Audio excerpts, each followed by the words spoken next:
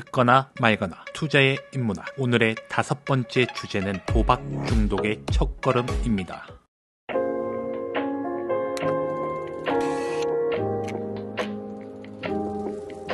여러분, 이런 증상이 나타나면 반드시 투자와 매매를 중단하셔야 합니다. 투자한 종목이나 자산의 시세를 수시로 확인하는 행위, 손실을 보면 불안해지고 예민해져서 주변 사람들에게 날카로워지는 모습, 지인과의 약속 자리에 집중하지 못하거나 투자 때문에 약속 자체가 불편해지는 상황, 알림 없이 일어나기 힘들던 자신이 일찍 눈을 떠 시세를 확인하는 모습, 수익에도 근거가 없고 손실에도 근거가 없는 상황. 이런 증상들이 나타난다면 여러분은 지금 투자에 대한 근거도 분석도 없이 오로지 감정적으로 움직이고 있다는 신호입니다. 그래서 그것으로 인해 두려움이 찾아오는 것이죠. 여러분, 10년, 30년 혹은 50년 된 자산의 차트를 한번 보시길 바랍니다. 아무리 우상향을 한다 하더라도 최대 마이너스 80%에 달하는 큰 하락 사이클은 언제나 있어 왔습니다. 이는 자산 시장이 여러분을 기다려준다는 뜻입니다. 기술을 연마하고 경험을 쌓기만 한다면 언제든 기회는 찾아온다는 말이죠. 지금이 아니면 안 된다는 생각은 스스로를 조급함에 가두는 것과 같습니다.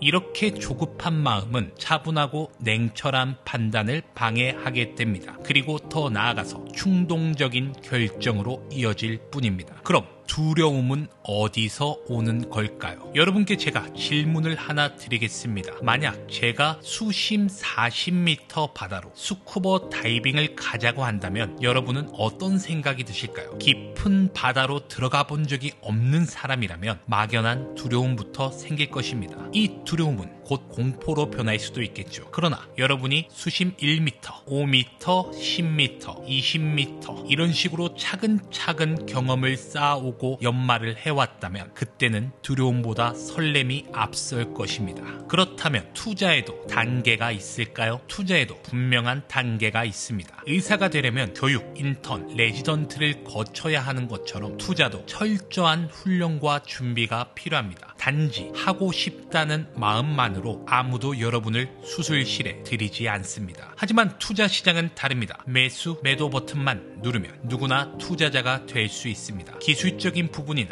심리적인 절제 훈련에 대한 자격 조건이나 제한이 없기 때문입니다. 준비 없이 뛰어들면서 몇 번의 클릭만으로 부자가 될 것이라는 망상에 빠지게 되는 것입니다. 여러분이 지금 감정적으로 근거 없이 투자를 하고 있다면 그 결과는 끊임없는 두려움이 발생될 것입니다. 이런 두려움이 반복되다 보면 점점 더 도파민과 아드레날린에 의존하게 되면서 도박 중독으로 이어지게 됩니다. 도박 중독의 본질은 무엇일까요? 심리학적으로 도박 중독은 즉각적인 보상에 대한 강한 갈망에서 시작됩니다. 우리의 뇌는 예상치 못한 보상에 도파민을 분비하며 흥분을 느끼고 그로 인해 더 자극적인 경험을 갈망하게 됩니다. 수익을 보며 기뻐하고 손실을 만회하려 다시 투자하게 되는 것이 바로 도박 중독으로 이어지는 첫걸음입니다. 이렇게 도박적인 투자 습관이 쌓이다 보면 여러분의 뇌는 점차 이성적인 판단을 할 수 없게 됩니다.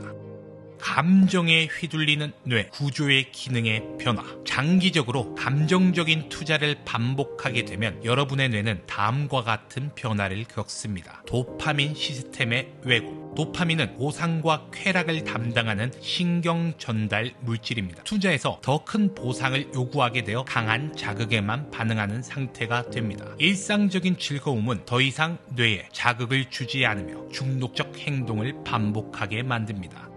전두엽 기능 저하. 전두엽은 이성적 판단과 자기 통제를 담당합니다. 그러나 감정적인 투자와 도박이 반복되면 전두엽이 스트레스에 시달리면서 자제력과 판단력이 약해집니다. 이로 인해 투자를 넘어서 일상에서도 충동적 결정을 내리기 쉬워지죠.